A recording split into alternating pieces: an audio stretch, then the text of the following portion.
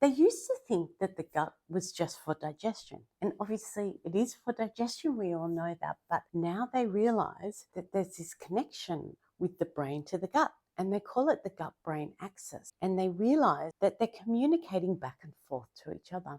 And some now are saying that the gut is the second brain. So how are they communicating? They're communicating through chemicals, through hormones, through the immune system, and through nerves. They've shown that the gut is actually a really big influence on our brain cognitive abilities. It's influencing our mood. It's also physically changing us. Obviously, with digestion, they're now realizing that it has a huge effect on our immune system and also inflammation. Now, we know that inflammation in our body is not good, and a lot of diseases are stemming from inflammation. So doing anything that helps that gut health is proving to be really beneficial on our health immediately and the long term. Now, an example of a chemical that is being made is serotonin. They realize a huge amount of serotonin is actually being created in the gut. And the serotonin is a very happy chemical. So it's really obvious that we would want to have great gut health. Now, the gut health is actually being controlled by our bacteria, our gut microbiome. And we have trillions in our gut. Now, some are beneficial and some are not so beneficial. So what we really want to do is make sure that we have that in balance. And when I say balance, I don't want it to be matching. I want it to be like this. I'm just going to simplify and say good bacteria and bad bacteria, with the bad bacteria low and the good high. Now, what are the kinds of things that might indicate that you don't have a good bacteria health or gut health? And it's not always easy to go, oh, I'm not happy, so that's my gut health. I think the biggest indication of how your gut health is your very typical digestive system, such as, do I have bloating? Do I feel full after eating? Do I get a lot of diarrhea? Do I have a lot of gas? Do I have great bowel movements? So if you don't have any of them, I'm sure you have great gut health.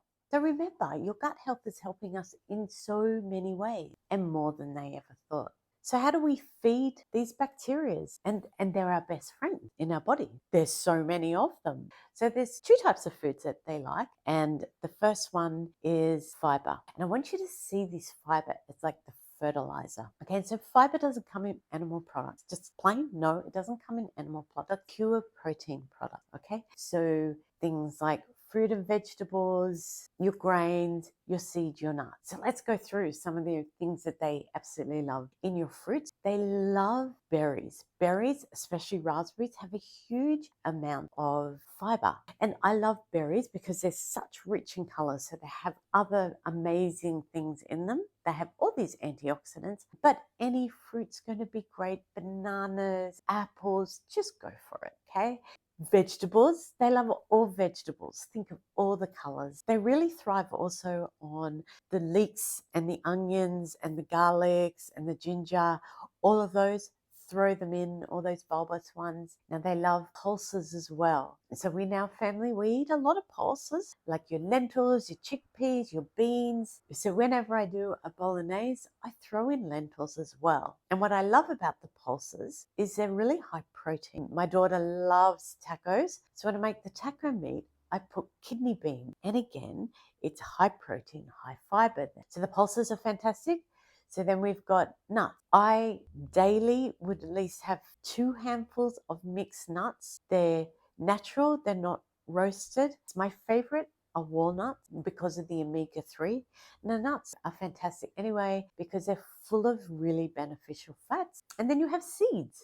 Don't underestimate the seeds. I have chia seeds every single day. Chia seeds are fantastic, full of the omega-3 again, full of fiber, extremely high protein. Other seeds that I love, pumpkin seeds, sesame seeds, sunflower seeds, flax seeds. There's so many. So all of these things are the fertilizer for the gut. So the bacteria really want diversity. So don't go eating the same foods all the time. Mix it up. Try for 30 different plants a week. What I actually do is try for 30 different plants a day. And I know that sounds incredible. Like, how does that happen? But it's not that hard. So you might have in the morning some chia seeds, a handful of nuts, and some fruit. You probably already got 10 already there. You might have a salad at lunch, chop it up, lots of diversity. Again, think of your dinner. And when you're putting in seeds and seaweed flake and all these things, actually not that hard to meet that 30 plants a day. So that's the fertilizer. But how do we up the good bacteria?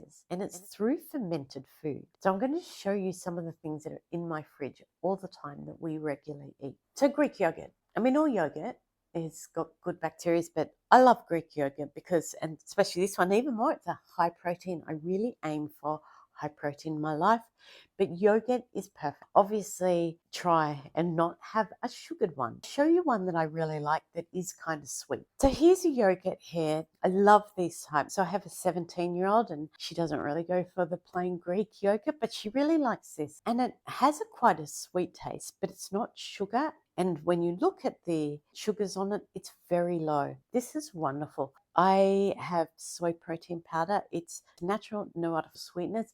So you need to add some flavor. So we'll add some of this. And then I also add chia seeds and fruit. And I add kefir. I love kefir milk. This is fantastic. This one is mango flavored, but again, I always check the sugars, and this is only 5.9 for the serving. Anything over 5, generally, I don't like to have. That's high sugar. Kefir is fermented.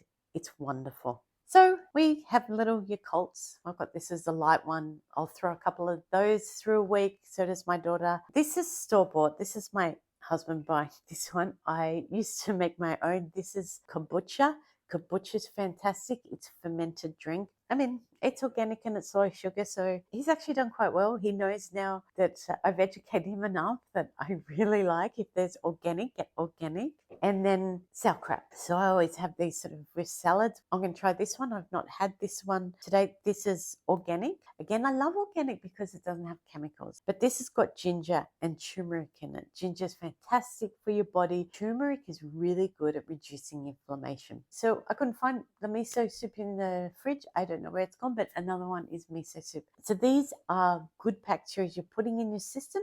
And then when you add your fiber, you're feeding all of these. Now, the bad bacteria. You know, the bad bacteria love sugar and processed food.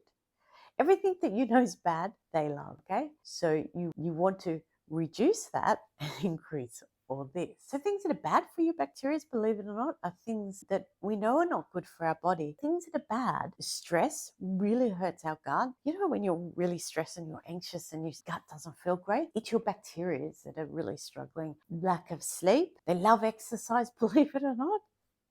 Go figure. I mean, our whole body loves exercise. Our brain loves exercise. What's really bad, and I don't like it, and when my husband buys it and I see it, I throw it quietly away, is any antibacterial products, like antibacterial cleaners. It's going to kill your good bacteria as well. Just get rid of it. You don't need it. You actually want exposure to bacteria. So I had a friend who was working for News Limited and she was an editor, and she would get me on some of her articles when she couldn't find someone. And there was an article that she did years ago on the wonders of dirt for children. And so she got my daughter and her son to, they were little, they're playing in the dirt, and we were going, pretend to eat it. And they were like, oh, like what? And we go, pretend to eat. But there's the thing, you do want to be exposed to all sorts of bacteria. Obviously, you don't want to get really bad bacteria, but you know what it's like. You build up immunity. So throw away all those antibacterial products. Sure, in your bathroom, yeah, but I'm not a fan. The other thing that's extremely bad is antibiotics, because they indiscriminately kill all your bacteria in your gut, the whole lot. And it takes about a year to build up again. I haven't had antibiotics for, I don't know, well over 15 years, but I don't really get sick. I have a very good immune system. But if you had to have it, what you would want to do is put all these good bacteria back in, like we said, and have those fibers. You want to build them up. Really important about having that biodiversity. I think in our future, we're going to start, I know this sounds horrible, but having fecal transplant, because it's the bacteria that's in the fecal from someone that's really healthy can actually immediately help the unhealthy gut. It's quite incredible. I wanted to show that sharing that story hopefully changes your view on what your bacteria are doing to your body. So I hope I've convinced you that your bacteria are your best friend, and to make sure that you are feeding them good food and not bad food. I'd love you to comment below any of your stories that you found in your life regarding your gut bacteria, good or bad. To join me more on topics on your health by subscribing, and I look forward to sharing further stories with you.